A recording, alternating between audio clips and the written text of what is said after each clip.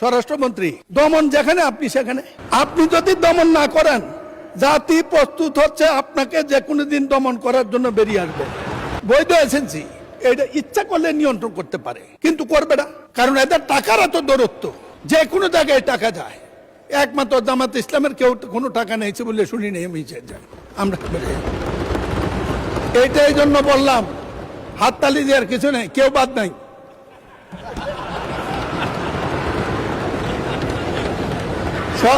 সব দূর সালাউদ্দিনকে দেবেন। মোহধারী দেখলে দুলাভাই মনে করার কোনো কারণ নাই।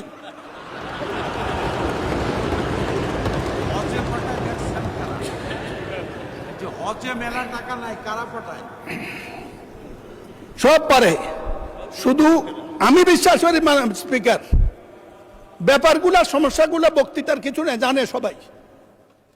একটা মন্ত্রণালয় করছে, ডিজি অফিস করছে, বিরাট বিরাট বিল্ডিং করেছে, কিন্তু রিমিটেন্স যোদ্ধারা সাহায্য পায় কত পার্সেন্টেজ, একটু হিসাব হওয়া উচিত। স্বরাষ্ট্রমন্ত্রী আমাদের, আপনি এইটাও তদন্তের আওতায় নিতে পারেন। বাদ তো কিছু দেন নাই, এটা একটু ধরেন।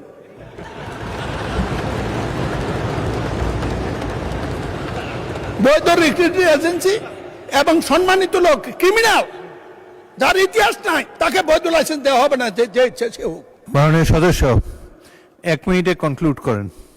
মাননীয় স্পিকার, একই তো কথা শুরু করলাম মাত্র, আপনি দিলেন বন্ধ করে। আচ্ছা 2 মিনিট, যাই হোক, আচ্ছা 2 মিনিটে কনক্লুড করেন। আমাদের প্রধানমন্ত্রী মালয়েশিয়া যাচ্ছেন, এটা মানুষকে ভোটের চেয়ে বেশি আশাবাদী করেছে। মালয়েশিয়ার সাথে আমাদের সমস্যা, যে সমস্যাগুলো বিদ্যুৎ সরকার এবং ম্যানপাওয়ার লিড করেছে, এটা সমাধান হইলে এরপরে প্রধানমন্ত্রীকে প্রস্তাব করবো অবিলম্বে আপনি সৌদি আরবে যান, এই দরজা খুলে দেন। আমাদের দেশ চালানোর জন্য প্রয়োজনীয় ডলারের জন্য বা বৈদেশিক মুদ্রার জন্য তারাই যথেষ্ট। মাননীয় স্পিকার, আমি সব কথাগুলো লিখিত আকারে মন্ত্রীর কাছে দিয়ে দেব। আপনি কঠিন মানুষ, বন্ধ করে দেবেন জানি। বন্ধ শ্রমিক বাজার উদ্ধার করার কোনো বিকল্প নাই, জোরদার কূটনৈতিক তৎপরতা। মাননীয় স্পিকার, ফরেন সার্ভিসের সবচেয়ে গুরুত্ব হলো ডিপ্লোম্যাটরা ওখানে করেটা কি,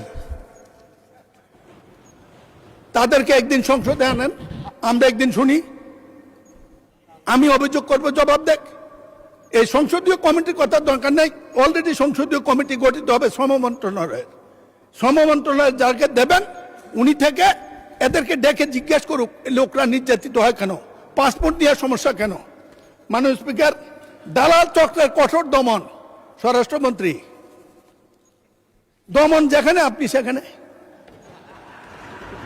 আপনি যদি দমন না করেন, জাতি প্রস্তুত হচ্ছে আপনাকে যে কোনো দিন দমন করার জন্য বেরিয়ে আসবে। মাননীয় স্পিকার, আমি যেদিন দাঁড়াই সেদিনে আপনি চেয়ারে থাকেন।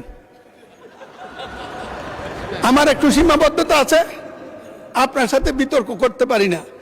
যদি আমাদের ইজ্জত, 24-এর ইজ্জত, মুক্তিযুদ্ধের ইজ্জত, দেশের ইজ্জত, বিদেশি ডলার ইনকামকারীদের ইজ্জত, এই রিমিটেন্স যোদ্ধাদের ইজ্জত, জাতির ইজ্জত রক্ষা করতে চান, একটি কাজে করেন, যে কোনো কারণে হোক এদের উপর নির্যাতনকারী ম্যানপাওয়ার ব্যবসায়ী এবং বিদেশি দালাল, তাদের বিরুদ্ধে কঠোর ব্যবস্থা নেন, তাদের মুক্ত করে দেন।